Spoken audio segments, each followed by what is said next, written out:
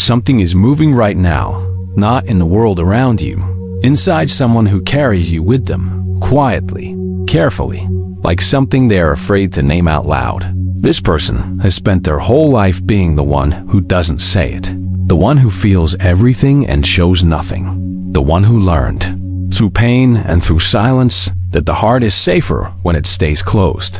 They built that silence like a home, walls that kept people at a comfortable distance, smiles that said enough without saying too much. And for years, that was enough, until you walked into their world and didn't ask them to be anything other than what they were. You didn't demand. You didn't. FIX, you simply stayed, and something in them, something they had locked away so long they forgot it existed, began to wake up, slowly. The way light comes in through a window you forgot was there. They don't fully understand what's happening inside them yet, but they feel it, and soon, they will say it. Stay here. What comes next will reach something deep inside you. They notice you the way you notice a song that makes you stop what you're doing. Not loudly, not all at once, but something in them went still when you were near. They told themselves it was nothing. They have practiced at that, at looking at something that matters and deciding it doesn't. But the thing about real feeling is that it doesn't wait for permission. It grows in the quiet. It grows in the spaces between conversations. It grows in the moment after you leave. When the room feels different than it did before you arrived, they started noticing that difference. The way a morning felt heavier if they hadn't heard from you. The way your name in a notification made something in their chest shift before they even read the words. They weren't ready for that. They had been so careful for so long, and here you were, not even trying, reaching the part of them that everyone else had only ever knocked on. You didn't knock, you just sat beside the door. And somehow that was the thing that finally opened it. Something is building in them. Something they have no map for. And it's about to change everything. There was a night.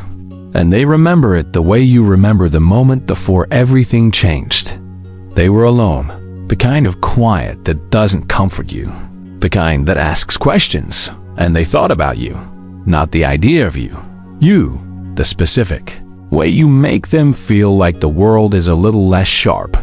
The way you listened at one time without trying to solve anything, just listened. Like what they said mattered simply because they said it. And something cracked open inside them that night. Not broke, cracked open. The way a seed does just before it becomes something alive. They sat with that feeling for a long time. They turned it over. They looked at it from every angle, trying to find a reason to put it down. They couldn't, because what they felt wasn't infatuation. It wasn't convenience. It was recognition. The feeling that after all this time, after all the wrong rooms and the wrong silences, they had finally found someone who felt like home, and that terrified them. Because home is the one thing they never let themselves want until now. Keep watching. Because what they decided after that night is something you need to hear. Before we go further, if something in these words is landing close to your heart right now, if there's a face that comes to mind, a name you keep returning to, then you are not here by accident. This message found you because you needed it. And there is more, so much more, waiting for you in the parts ahead. Subscribe now and turn on notifications so this story doesn't get lost.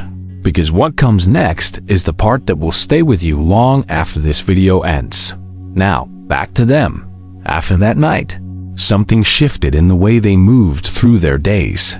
They became more aware of you, not in an obsessive way, in the way you become aware of light after a long time spent in the dark. They started choosing you in small ways, in quiet ways, before they even knew they were doing it, saving things to tell you.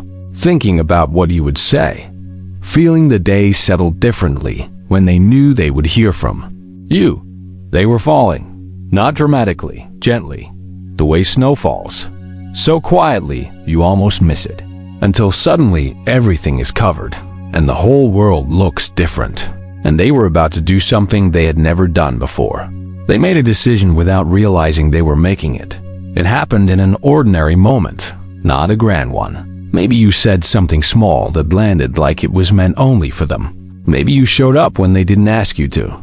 Maybe you simply looked at them in a way that said, "I see you."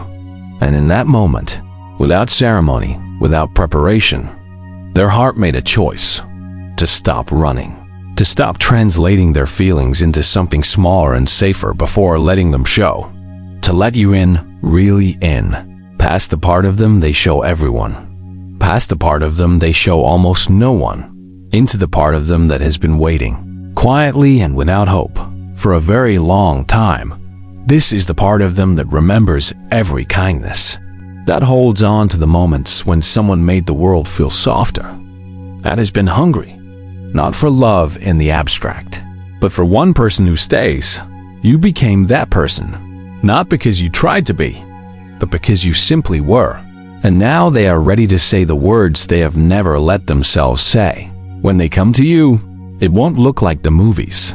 There won't be a speech. There won't be a perfect moment with perfect light and perfect words. It will look like hesitation followed by honesty. It will look like them starting a sentence and pausing because the weight of it surprises even them. It will look like their voice going a little quieter than usual, like them saying your name and then taking a breath before they continue. It will look like someone handing you something fragile, not because they think you will drop it, but because they are not yet used to the feeling of open hands. And, in that moment, what they are giving you is not just words. It is every year they spent protecting themselves, every time they stayed quiet when they wanted to speak, every moment they chose safety over connection because they didn't believe connection could be safe. All of that, all of it, is folded into whatever they say to you. Receive it like you understand what it cost, because you are witnessing something that almost never happens. And the reason it is happening is you. Here is what they want you to know. Even before they find the words to say it, they want you to know that you changed the temperature of their world. That before you, everything was manageable and gray and fine. And fine was enough because they had stopped believing in more than fine. That you didn't just make them feel something. You made them believe that feeling was safe. That they could hand the softest part of themselves to another person and not have it handed back damaged. You did that, not through grand gestures, through the accumulation of small, consistent, quiet things. The way you showed up, the way you stayed, the way you made ordinary moments feel like they mattered. They want you to know that they are not the same person they were before you, and they don't want to go back. They're going to tell you this, maybe not in those exact words, but in the way their whole self leans toward you when they speak, in the way their eyes stay on you a moment longer than they need to, in the way they finally let the walls come down. You will feel it before you hear it. And when they finally say it, when the words they have been holding for so long finally leave their lips, we need you to understand the fullness of what that moment is. This is not someone who says this easily. This is not someone who opens like this for everyone. This is someone who has spent years convincing themselves that staying closed was wisdom, that the ache of loneliness was more manageable than the risk of being known. And you, without force, without demand, without even fully knowing what you were doing, made them believe otherwise. You made them believe that being known could be beautiful, that someone could see all of it, the quiet parts, the complicated parts, the parts they had never shown anyone, and still choose to stay. That is what you gave them, and now they are giving it back in words they have never said to anyone, in a vulnerability they have never offered before, in a moment that belongs only to the two of you. This is rare. This is real. And somehow, without even trying, you became the reason it was finally possible. You are not just loved. You are the reason someone learned how to love again.